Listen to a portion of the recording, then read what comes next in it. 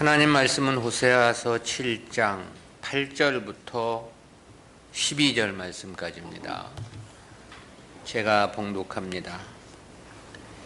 에브라임이 열방에 혼잡되니 저는 곧 뒤집지 않은 전병이로다. 저는 이방인에게 그 힘이 삼키웠으나 알지 못하고 백발이 얼룩걸룩할지라도 깨닫지 못하는도다. 이스라엘의 교만은 그 얼굴의 증거가 되나니 저희가 이 모든 일을 당하여도 그 하나님 여호와께로 돌아오지 아니하며 구하지도 아니하도다. 에브라임은 어리석은 비둘기같이 지혜가 없어서 애굽을 향하여 부르짖으며 아수르로 가는도다. 저희가 갈 때 내가 나의 그물을 그 위에 쳐서 공중의 새처럼 떨어뜨리고 전에 그 공회에 들려준 대로 저희를 징계하리라. 아멘.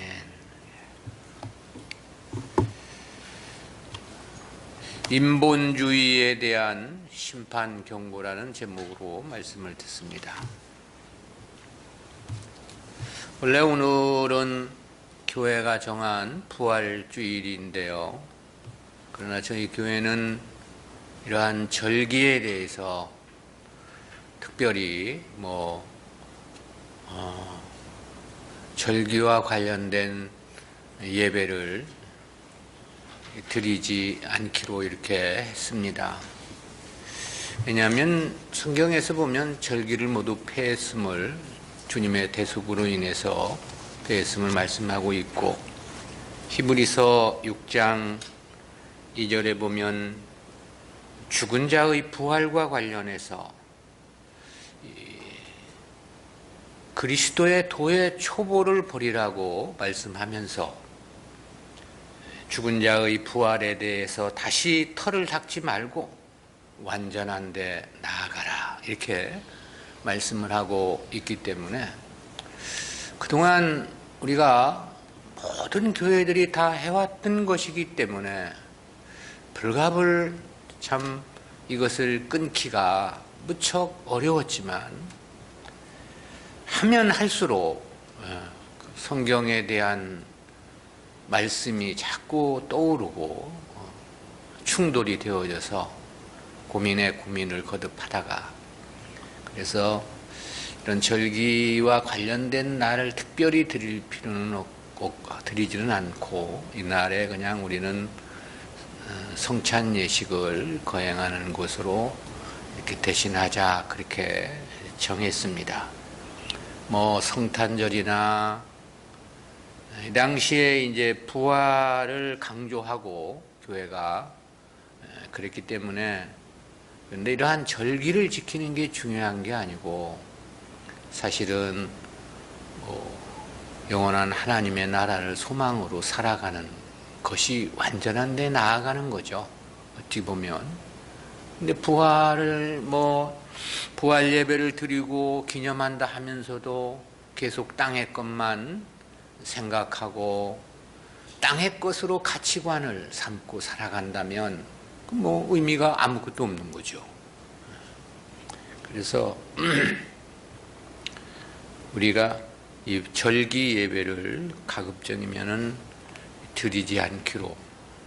성탄절 같은 때도 아예 예배 자체를 안 드렸으면 하는 마음도 있지만, 그냥 쉬는 공휴일이니까 우리가 주님의 생애를 한번 돌아보는 예배는 드리자 해서 드리는 것이지 꼭 절기를 지키는 의미로서 드리는 것은 아닙니다. 호세아의 제3설교였던 6장 4절부터 7장 7절까지는 선민 이스라엘의 타락과 심판의 불가피성에 대한 보도였습니다. 그에 이어진 이 제4설교는 7장 8절부터 8장 14절까지가 됩니다. 여기서는 하나님의 뜻을 저버리고 인본주의적인 사고를 고집하는 선민 이스라엘을 지적하며 심판을 경고한 말씀입니다. 그러니까 제3설교는 이스라엘의 국내 문제에 초점을 둔 기록이었다면 제4설교는 국제적 관계를 배경으로 한 이스라엘의 어리석음과 죄악에 초점을 두고 진술된 말씀입니다. 즉 선민의 종교적, 도덕적 타락이 이방인과의 혼잡으로 인한 것임을 지적하고 있는 건데요. 다시 말하면 하나님보다는 주변 강대국을 통해 국가적 안정을 꾀하고자 했던 북이스라엘의 행태를 지적하면서 심판을 경고한 내용입니다. 이와 같은 제4설교는 주제상 크게 넷으로 구분이 되는데요. 첫 번째 주제는 7장 8절부터 12절까지입니다. 여기서는 이방인과 혼합되어 하나님이 아니라 강대국만을 추종하고 의지하려 한 죄에 대해 지적한 내용입니다. 두 번째 주제는 7장 13절부터 16절까지입니다. 여기서는 하나님의 도우심마저 거부하고 패역을 고집한 교만한 행태를 지적하며 심판을 경고한 내용이고요. 세 번째는 8장 1절부터 7절 말씀까지입니다. 여기서는 하나님의 언약을 어기고 율법을 범한 채 인본주의적인 행태를 지적함과 그에 대한 심판 경고를 다루고 있는 부분입니다. 끝으로 8장 8절부터 14절까지는 선민의 긍지와 의무를 도외시한 채 강대국의 빌부터 아부하는 행태와 율법을 무시하고 자의적 제사를 감행하는 죄와 심판을 경고한 내용입니다. 하나님의 뜻에 의한 제사가 아니라 자기 멋대로 드리는 제사를 지적하며 심판을 경고한 말씀인 것입니다. 그중 본문 8절부터 11절은 북이스라엘의 인본주의를 지적한 내용인데요. 이스라엘은 본래 하나님께서 세우신 하나님 백성들의 나라였죠. 이를 위해 하나님은 자기 백성을 창세 전에 선택하셨던 겁니다. 그리고 그들을 아브라함의 혈통을 통해서 보내셨고 오직 그들에게만 하나님의 율법을 주셨습니다. 그리고 그 목적은 저들을 이 세상에 거룩한 제사장 나라를 삼고자 하시는 목적이 있었습니다. 때문에 하나님은 이스라엘을 향해서 레위기 19장 2절에 보면 내가 거룩하니 너희도 거룩하라 그렇게 말씀을 주셨죠. 따라서 저들은 하나님의 뜻을 따라 성별된 삶을 살아야만 하는 운명이었습니다. 그러나 북이스라엘은 이방인과 전혀 구분이 안 갈 정도로 세속화되고 말았습니다. 때문에 하나님의 뜻을 거부하고 자신들의 인본주의적인 생각을 고집했던 것이죠. 이 제4설교의 첫 번째 단락은 바로 이와 같은 죄를 지적하며 심판을 경고하고 있는 말씀인데요. 이러한 본문은 구속사적 교훈까지 6단락으로 구분해서 살펴보겠습니다. 첫 번째는 이방인들과의 혼합에 대한 지적입니다. 이 제4설교의 출발점은 인본주의적 사고의 대표적인 케이스로서 이방인들과의 혼합을 지적했습니다. 이에 대해 8절에서 그렇게 말씀을 했죠. 에브라임이 열방에 혼잡되니 저는 곧 뒤집지 않은 전병이로다. 여기서도 에브라임이라는 말은 북이스라엘을 호칭한 표현입니다. 그런데 저들이 열방에 혼잡되었다 그랬습니다. 이 열방으로 번역된 히브리어 빠밈이라는 단어는 문자적으로 여러 민족들 가운데 그런 뜻인데요. 문맥적으로 보면 이스라엘의 주변의 이방 민족들을 지칭한 표현이죠. 또 혼잡되니로 번역된 히브리어 이뜨뿔라라는 단어는 어원상 두 가지 이상의 물질을 함께 뒤섞는 상태를 의미하는 동사입니다. 본문에서는 이 재귀형으로 사용이 되었는데요. 이 재귀형이란 자신의 행동이 자신에게 영향을 미치는 것을 나타내는 용법입니다. 따라서 이는 이스라엘 백성들이 스스로 자원하여 이방 민족들과 혼합되었음을 강조한 표현이죠. 이들의 혼합은 종교, 정치, 문화적 차원 등 모든 분야에서 일어난 전면적인 혼합이었습니다. 종교적이란 이방 우상들의 종교의식을 채택했다는 점에서 그렇고요. 정치적이란 그들이 다른 나라들과 동맹을 맺고 그들의 봉신국이 되었다는 점에서 볼 때 그렇습니다. 또 문화적이란 이방의 다양한 문화들을 받아들였음을 이야기하는 거고요. 이러한 혼합주의는 여호와 신앙의 치명적인 것입니다. 왜냐하면 그 결과는 올바른 하나님 섬김과 율법에서 필연적으로 이탈할 수밖에 없기 때문에 그렇습니다.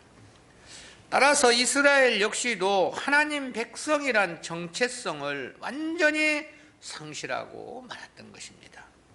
아울러 저들은 더 이상 거룩한 언약의 땅에서 보호받을 이유가 없었던 거죠.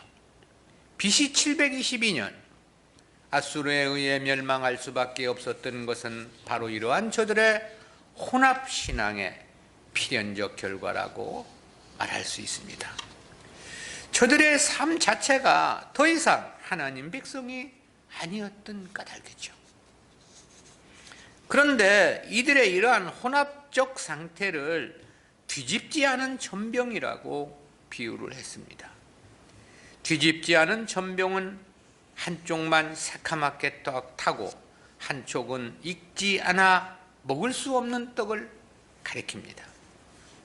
두 가지 의미를 생각해 볼 수 있겠는데, 하나는 겉으로 보기에는 멀쩡하다는 거죠. 그러나 그 안은 완전히 새카맣게 타서 먹을 수 없게 되었다, 그런 뜻이 되고요. 그리고 다른 하나는 본질적으로 그 본래의 가치를 완전히 상실했다, 그런 뜻입니다.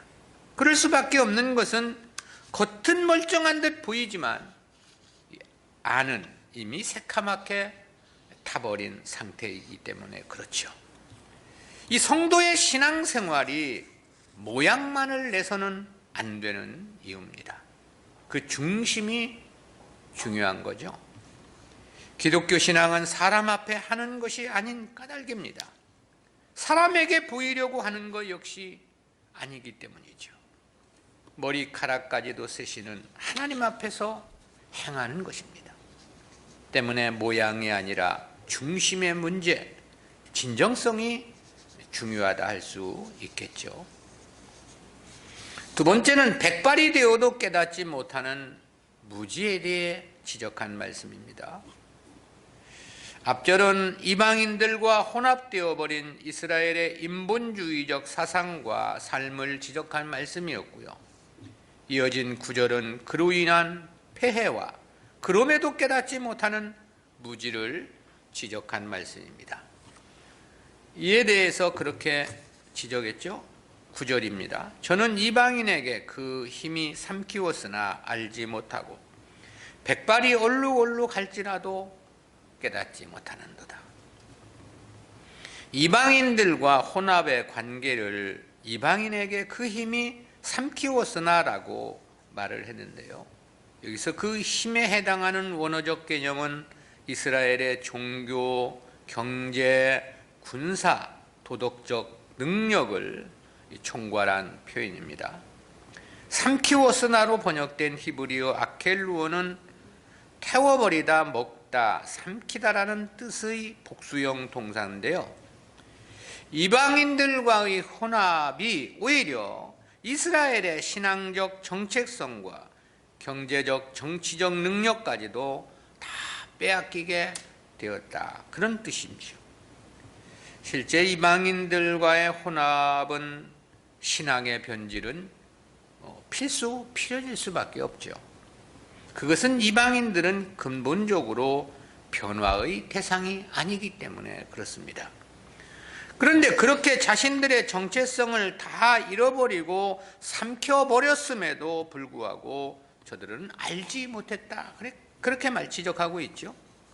얼마나 알지를 못했는지 백발이 얼룩얼룩할지라도 깨닫지 못하는도다라고 지적을 했습니다. 자신이 망하고 교회가 망하고 국가 체제가 무너지기까지 깨닫지 못했다는 은유적 표현입니다. 개인이든 공동체이든 완전한 것은 없습니다. 모두가 다양한 문제점들을 안고 살아가게 되어 있죠. 그러나 문제가 무엇인지 아느냐의 여부는 그야말로 천양지차와 같은 거죠. 문제를 깨달아 안다면 그 문제를 발판 삼아 도약의 기회를 삼을 수 있기 때문입니다. 그러나 알지 못하면 다 망하고 쓰러져 죽어가면서도 문제 해결의 열쇠는 없는 거죠. 백발이 얼룩얼룩 할지라도라는 것은 인생의 세월을 다 보냈다는 의미의 은유적 표현입니다. 즉 인생의 끝점, 멸망의 종점에 다다르도록 깨닫지 못했다는 그런 뜻인 거죠. 마지막 종말의 때 교회도 그럴 것이라는 의미로서 주님은 그런 말씀을 하신 바 있죠. 마태복음 24장 38절 39절 말씀입니다. 홍수 전에 노아가 방주에 들어가던 날까지 사람들이 먹고 마시고 장가들고 시집가고 있으면서 홍수가 나서 저희를 다 멸하기까지 깨닫지 못하였으니 인자의 임함도 이와 같으니라. 이 인본주의 혼합신앙의 폐해가 그만큼 심각할 것이라는 경고의 말씀입니다. 세 번째는 이스라엘의 교만과 완고함에 대한 지적의 말씀입니다. 10절인데요. 이스라엘의 교만은 그 얼굴의 증거가 되나니 저희가 이 모든 일을 당하여도 그 하나님께로 돌아오지 아니하며 구하지 아니하도다. 여기서 이스라엘의 교만은 그 얼굴의 증거가 되나니라는 의미는 저들의 교만이 그 어디에도 숨길 수 없을 만큼 확연하게 드러났다, 그런 뜻입니다. 그 얼굴의 증거가 되나니에 해당하는 원어적 개념은 그 얼굴에 다 나타났다, 그런 뜻이거든요. 사람의 신체 중에서 얼굴은 만인 앞에 드러내는 그 자신의 자아죠. 그 누가 보아도 명백히 알 수 있도록, 그래서 그 누구도 부정할 수 없도록 이스라엘의 교만이 하늘을 찔렀음을 나타낸 하나의 비유입니다. 당시 이스라엘이 얼마나 교만하고 완악했는지에 대해서 저희가 모든 일을 당하여도 그 하나님께로 돌아오지 아니하며 구하지 아니하도다 그랬습니다. 앞절에서 설명한 바와 같이 저들은 선민의 정체성을 모두 상실하고 말았습니다. 그리고 국가와 민족이 멸망에 직면함에도 저들은 하나님께 회개하지 않았음을 지적하고 있는 거죠. 앞서도 말씀한 바와 같이 사실 이런 지경에 이르게 되면 회개하지 않는 것이 아닙니다. 돌이키지 않는 것이 아니다, 이 말입니다. 이는 회개하지 못하는 것이고 돌이킬 수 없는 것이라고 해야 맞습니다. 때문에 돌아오지 아니하며와 구하지 아니하도라라는 이 단어의 문법이 강한 부정어 로란 단어의 완료형을 사용하고 있습니다. 이러한 문장의 완료형 동사를 사용했다는 것은 더 이상 돌이킬 여지가 전무함을 이야기하고 있는 거죠. 돌아갈 퇴로가 끊어지고 차단되었다는 그런 뜻입니다. 그럴 수밖에 없는 것은 저들의 죄악된 삶이 그만큼 찌들어 있었기 때문이었던 것이죠. 아울러 돌아갈 길을 전혀 알지 못했기 때문입니다. 성도의 사상과 삶의 관습은 그래서 매우 중요합니다. 잘못된 사상과 생활 관습은 자신의 일생을 좌우하는 중차대한 문제이기 때문에 그렇습니다. 네 번째는 하나님보다 이방을 의지하는 이스라엘에 대한 무지에 대한 지적입니다. 앞서는 이방인들과 혼합된 삶을 살아감으로 모든 것이 이방인과 같아 버렸음을 지적한 말씀이었고요. 그럼에도 백발이 되도록 깨닫지 못하고 하나님께 돌아오지 않았다 그랬습니다. 그리고 그 결과 나타난 삶을 11절에서 말씀한 건데요. 11절 말씀입니다. 에브라임은 어리석은 비둘기같이 지혜가 없어서 애굽을 향하여 부르짖으며 아수르로 가는도다. 앞서는 이스라엘을 뒤집지 않은 전병으로 비유했었는데요. 본절에서는 어리석은 비둘기로 비유를 했습니다. 여기서 이 비둘기를 수식하는 어리석은에 해당하는 히브리어 포탄은 정신적으로 매우 단순하거나 사악한 자들에게 쉽게 속아 넘어가는 상태를 뜻하는 단어입니다. 특히 비둘기는 너무나 단순해서 먹잇감을 주면 주는 대로 졸졸 따라가게 되죠. 그리고 그 결과는 덫에 걸리게 될 수밖에 없는 거죠. 요즘은 공원이나 산책로에서 비둘기를 쉽게 볼 수 있죠. 사람들이 먹이를 자주 주다 보니까 전혀 사람들을 두려워하지 않습니다. 경계심이 완전히 풀어져 가지고 먹이를 주면 손바닥에 올라서기도 합니다. 그런데 당시 이스라엘이 이방인과의 관계에서 그랬다는 거죠. 선민의 정체성이나 신앙의 경계심을 완전히 다 풀어놓고 이방에 혼합되어 버렸다는 그런 뜻입니다. 때문에 하반절에서 애굽을 향하여 부르짖으며 아수르로 가는도다라고 말씀하고 있습니다. 이는 이스라엘이 애굽의 도움을 청하고 아수르에 굴복했음에 대한 보다 직설적인 표현입니다. 여기서 이 부르짖으며에 해당하는 히브리어 카라우는 앞에 7절에서도 사용되었었는데요. 이스라엘이 위기의 때에 정작 도움을 호소해야 할 하나님께는 부르짖지 않았다는 겁니다. 이방 나라 애굽이나 아수르의 도움을 청했다는 그런 뜻인 거죠. 실제 이스라엘 왕 호세아 치세 때 아수르 왕 살만 에셀의 공격이 있었습니다. 이때 이스라엘은 하나님께 기도하기보다는 비밀리에 애굽의 사신을 보내어 도움을 요청한 바 있습니다. 그러나 결국은 애굽으로부터 그 어떤 도움도 받지를 못했습니다. 도움을 줄 수 없는 허망한 것을 의지하며 의존했던 것이죠. 그야말로 어리석은 비둘기같이 지혜가 없었다고 평가할 수밖에 없습니다.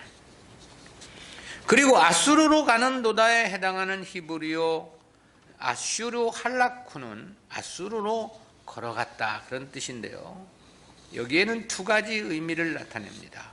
하나는 이스라엘이 애굽을 의지했던 것처럼 또다시 아수르를 의지했다는 뜻이고요.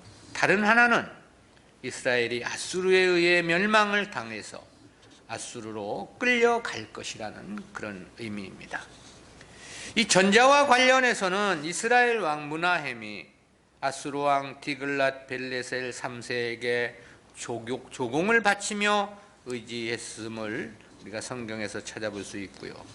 또 마지막 왕 호세아도 아수르가 이스라엘 북쪽 영토를 장악했을 때 아수르에 굴복하여 살만에셀 왕에게 조공을 바치며 안위를 보장받고자 시도를 했었습니다. 그러다가 아수르에 바치던 조공을 끊고 다시 애굽의 도움을 청하게 되었는데요. 그 결과 아수르에 3년 포위된 상태로 있다가 결국 멸망을 당하고 말았죠. 하나님은 두려워하지 아니하면서 이방 나라들을 두려워했던 것입니다.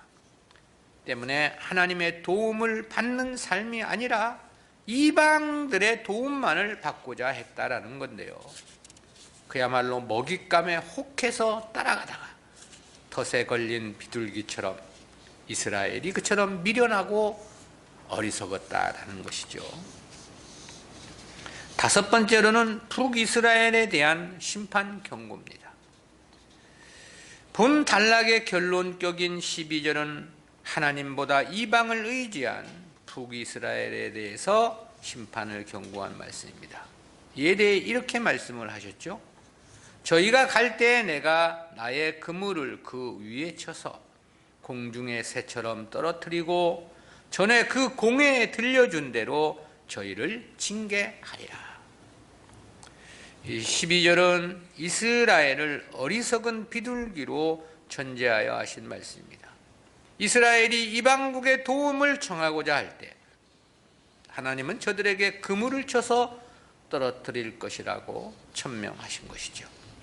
여기서 나의 그물에 해당하는 히브리어 리시티의 원형 레시트는 새나 짐승을 사냥할 때 치는 그물을 가리키는 단어입니다. 하나님께서 직접 저들 위에 그물을 치시겠다는 거죠. 하나님께서 치는 그물이니 어리석은 비둘기가 아니라 영리한 참새라도 떨어질 수밖에 없을 것은 너무나도 자명하겠죠. 이는 하나님 백성들의 인본주의의 결과이고 혼합된 신앙의 필연적인 결말입니다. 때문에 하나님은 끝으로 전에 그 공회에 들려준 대로 저희를 징계하리라 하셨습니다. 여기서의 공회란 선민국가 교회 공동체를 가리킨 말입니다. 하나님은 당신의 선지자들을 통해서 하나님을 순종하지 않을 때 하나님의 심판과 징계가 있을 것을 말씀해 주셨죠. 이 선지자의 예언 중 가장 멀리는 무명의 남쪽 선지자를 생각해 볼 수 있겠습니다. 여로보암 1세가 잘못된 제사를 드렸을 때 하나님은 남쪽 유다에서 선지자를 보내서 그렇게 경고하신 말씀이 있죠. 열왕기상 13장 2절입니다. 하나님의 사람이 단을 향하여 여호와의 말씀으로 외쳐 가로되 다나 다나 여호와께서 말씀하시기를 다윗의 집에 요시야라 이름하는 아들을 낳으리니 저가 내 위에 분향하는 산당 제사장을 내 위에 제사할 것이요 또 사람의 뼈를 내 위에 사르리라 하셨느니라. 가장 가까이는 아모스나 본서의 저작자인 호세아 선지자의 불같이 토해내는 하나님의 심판 예언도 있었죠. 그러니까 공회에 들려준 대로 징계하겠다는 것은 이미 선지자들을 통해서 경고하신 말씀대로 책벌하실 것이다, 그런 뜻인 거죠. 우리가 하나님의 말씀을 가볍게 생각해서는 안 되는 이유입니다. 하나님의 말씀을 심히 엄중하게 생각해야 하는 것입니다. 하나님의 말씀을 신중하게 생각해야 하는 거죠. 왜냐하면 하나님의 말씀은 반드시 그 말씀을 성취하시는 능력이고 실제 돌아야 할 역사이기도 하고 틀림없이 자신 앞에 펼쳐질 자기 자신의 현실일 것이기 때문에 그렇습니다. 우리는 이와 같은 말씀에서 두 가지 구속사적인 교훈을 생각해 봅니다. 첫 번째는 진리와 신앙의 순수성을 위해서는 결코 다수를 추구해서는 안 된다는 진리입니다. 그것은 이방인들과의 혼합이 결과적으로 자신들이 삼킴을 당하게 되었다는 이 지적에서 생각해 보는 교훈입니다. 이스라엘이 이방인들과의 교제와 교통을 추구했던 것은 무엇보다 그래야 보다 안정적일 것이라는 계산 때문이었겠죠. 실제 이스라엘은 주변국들과 비교하면 너무나도 작은 나라였습니다. 이때는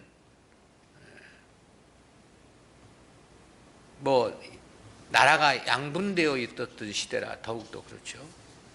그러니 자신들만의 힘으로 나라의 안녕을 지킨다는 것이 스스로 생각하기를 힘들지 않겠냐, 이런 판단을 했겠죠. 때문에 저들은 보다 강력한 이방국들과의 동맹을 통해 보호를 받아야 한다는 계산을 했을 겁니다. 그렇지만 그것은 지극히 인본주의적인 생각에 불과했다는 거죠. 왜냐하면 선민의 안위는 하나님께 있는 것이지 군사력이나 이방국의 도움으로 되는 것은 결코 아니기 때문에 그렇습니다. 때문에 저들은 오히려 이방의 나라를 내어주는 어리석음이었던 것이고요. 그만이 아닙니다. 가장 중요한 이 신앙의 근본을 다 훼손당하고 말았던 거죠. 즉 선민 공동체의 정체성을 완전히 잃어버리고 말았던 겁니다. 때문에 바벨론 제2차 포로 귀환의 주역이었던 에스라는 이스라엘의 이방인과의 통혼을 그토록 통곡하며 탄식을 했던 거죠. 그리고 신앙의 개혁을 통해 이방인 아내들은 물론이거니와 그들을 통해서 낳은 자식까지도 모두 내어 쫓았음을 말씀해 주고 있습니다. 그것은 제3차 포로 귀환의 주역이었던 느헤미야도 역시 동일했죠. 에스라나 느헤미야 당시는 전체 이스라엘 인구가 어린아이, 여성, 노인까지 다 합해도 겨우 5만여 명을 조금 넘는 지극히 적은 소수였습니다. 때문에 끊임없이 주변의 이방인들로부터 노략을 당할 수밖에 없었던 것도 사실입니다. 그래서 당시 귀환민들도 보면 이방인들과 통혼을 해서라도 민족의 번성을 이루어야 한다고 생각했는지 모릅니다. 또한 그러한 통혼을 통해서 이방인과 연합과 동맹을 꾀했는지도 모릅니다. 그러나 에스라와 느헤미야는 그렇게 생각하지 않았던 거죠. 그것은 인본주의적인 생각일 뿐이고 하나님 백성은 하나님 백성만으로 순수해야 함을 생각했던 겁니다. 이방인과의 교제를 그만 하나님의 말씀만을 생각했던 거죠. 때문에 오죽하면 이방인 아내들은 물론이고 그들을 통해서 낳은 자식들까지도 이스라엘 공동체 내에서 내어 쫓았음을 말씀하고 있는 거죠. 그러니까 이스라엘을 지키는 것은 다수로 되는 것이 아님을 저들은 알고 있었다라는 거고요. 하나님의 지켜주심에서만 가능함을 믿었던 거죠. 그리고 하나님의 보호하심을 받으려면 신앙의 순수성을 지켜야 한다고 생각을 했던 거죠. 하나님 말씀대로만 행해야 함을 알았던 겁니다. 때문에 지극히 왜소하고 보잘것이 없었지만 그래도 저들은 하나님 백성들로만의 공동체여야 한다고 생각을 했던 겁니다. 그것은 오늘날도 마찬가지입니다. 오늘날은 무조건 사람만 많으면 성공이라는 생각이 교회를 지배하고 있어요. 모든 성도들의 가치관도 그렇습니다. 교회가 크면 축복이라는 물량주의가 이 성도들의 의식을 잠식한 지 어제 오늘의 일이 아닙니다. 아무리 그게 아니라고 해도 그저 나오는 이야기를 들어보면 다 그래요. 그냥. 그래서 교회들이 전도란 이름으로 고구마 전도니 진돗개 전도니 하며 사람 모으는 일에만 집중하고 있는 것도 현실이죠. 그러나 되나 안 되나 사람만 많이 모은다 해서 되는 것은 결코 아닌 것입니다. 오히려 그것은 교회의 본질, 진리의 순수성만을 훼손하는 결과를 초래하게 되어 있습니다. 왜냐하면 이 다수를 추구하다 보면 반드시 인본주의가 횡행할 수밖에 없고, 그런 방법은 이방인들로만 가득할 것이기 때문에 그렇습니다. 이 한국의 신학교가 왜 이렇게 이 지경이 되었느냐는 것도 이 물량주의 때문입니다. 학교를 경영하려다 보니까 돈이 필요하고, 돈이 필요하다 보니까 학생을 많이 모아야 되고, 학생을 많이 모아야 하다 보니까 되나 안 되나 아무나 그냥 데려다가 그저 신학하라, 입만 뻥끗하면 신학하라고, 그래서 학교다 끌어다 놓고, 그래서 공부시켜, 그냥 졸업시켜, 목사 안수 줘. 그러니 교회가 제대로 될 수 있겠느냐라는 것이죠.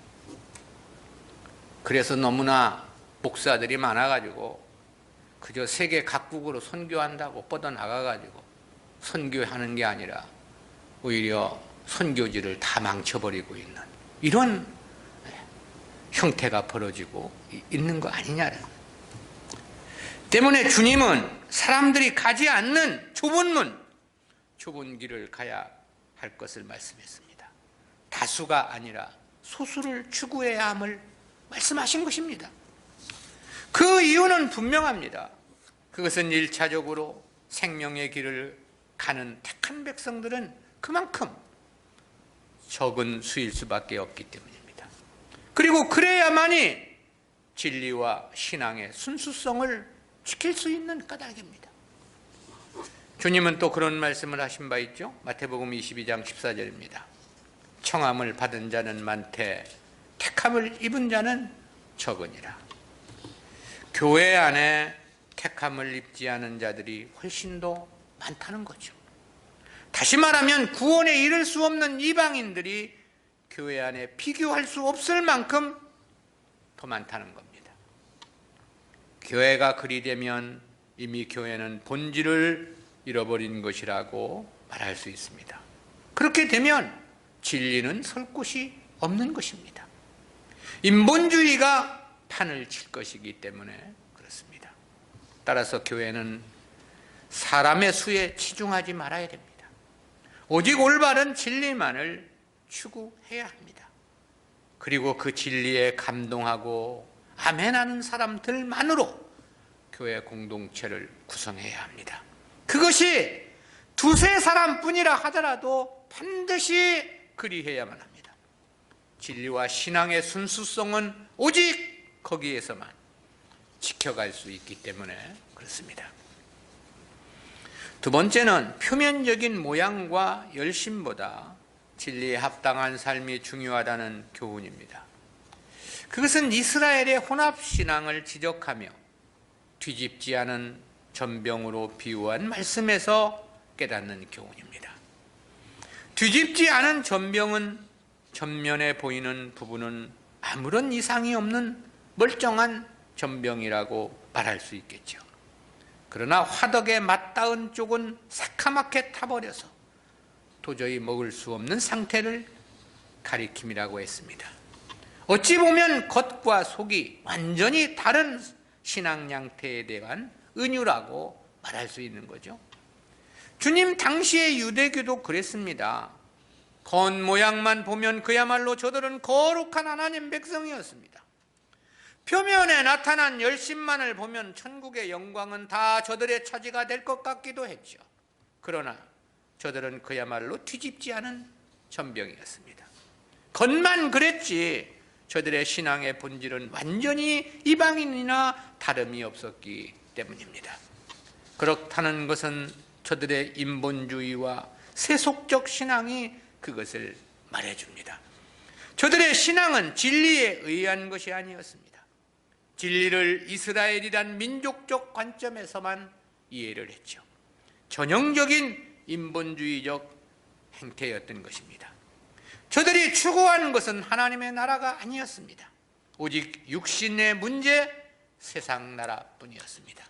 그야말로 전형적인 이방인들의 세속 사상이었던 거죠.